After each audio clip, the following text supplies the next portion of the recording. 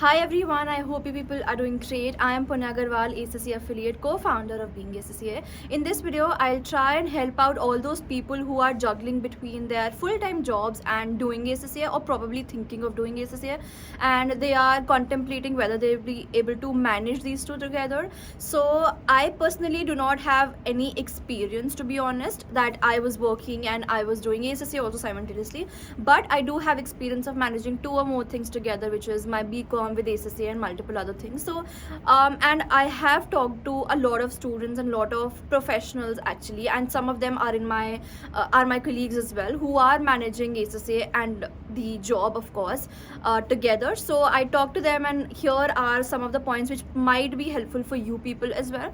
So the first thing that I always believe is that your game plan should be very, very solid as to your whatever end result you are expecting out of it. That should be very clear into your head. Do you want to prioritize your ACCA, do you want to prioritize your job, or you want to get them together at once, right? So that's very important, because some of them, are there in a full-fledged job, and then just for time pass or just to do something, they have ACCA by their side. So that, again, in that case scenario, your head is very clear that probably ACCA is not that important for you, and you're just doing for the sake of doing that, right? But for some students, it's really very important for probably to get the professional qualification, of course, or to get a promotion or progression in their jobs because of ACCA, or to get better career opportunities ahead, right? So if you are somebody who is lying in the second category, then I think this video is for you.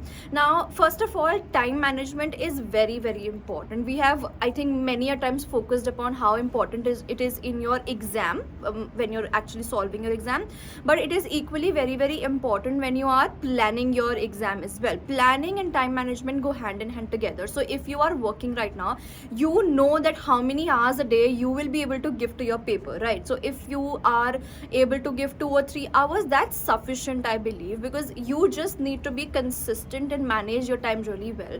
So if you are somebody who is working and is not able to give, like, of course, ACCA, I always say that if you're consistent, if you start early, you do not actually have to give 8, 9, 10 hours every day. That's not what ACCA is about. Even if you give 2 hours, 3 hours a day, that's more than enough, to be very honest, if you start early. So if you're sitting for September attempt, for example, if you're working, you know when your busy time is, when you need to give more time to your job and more time to your study. So you know that, right? In September, if you think that if you're giving September attempt, so you can take offs when in the last week of the August. So you can plan your leaves also accordingly, right? Because we all get the leaves in our jobs, right? So you can plan it accordingly that you're taking more leaves towards the end of the August, because that is when you need it the most, right?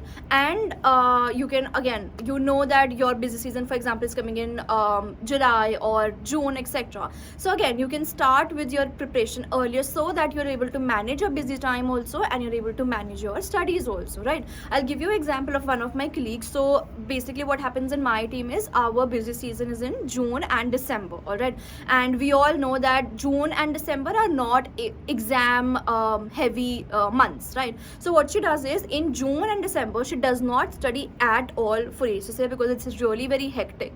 And then once the busy season gets over in July and in January, then she starts with a practice, then she starts with the syllabus full-fledgedly, and it really helps her out to manage these two things together, right? So again, if your busy season lasts longer, probably, for audit people, I know it lasts in Jan, Feb, March, April, all of these. So in those cases, probably you can think of skipping the March attempt if you really feel it's getting very, very hectic on you. Again, it is part of planning only. You have to plan everything in advance. If you know that your busy season is starting in January, then probably you can go ahead with December attempt, skip March, and then probably think of going with 2 papers together in June attempt, something on those lines. You have to manage your paper, your qualification well. So that is that. And avoid procrastination of any kind, because again, procrastination will not help you any way, because you again need to juggle between your job, juggle between your studies, and it can be a little heavy on that portion. So that's that, and I think that's all I think that you need to do. You just need to plan and manage. People ask us that can we manage job and ACC together? Of course, yes, you can do that, provided you are consistent, provided your planning is good, provided that your time management is good, provided that you are taking both your job as well as your ACCA very very seriously. Even if you're not able to give 4 5 hours 6 hours every day for your preparation of ACCA because of your job, at least you can manage it because we have the full week, right? So sometimes Saturdays and Sundays are off, if for example, so you can give more time on Saturdays and Sundays to be able to manage the syllabus really well.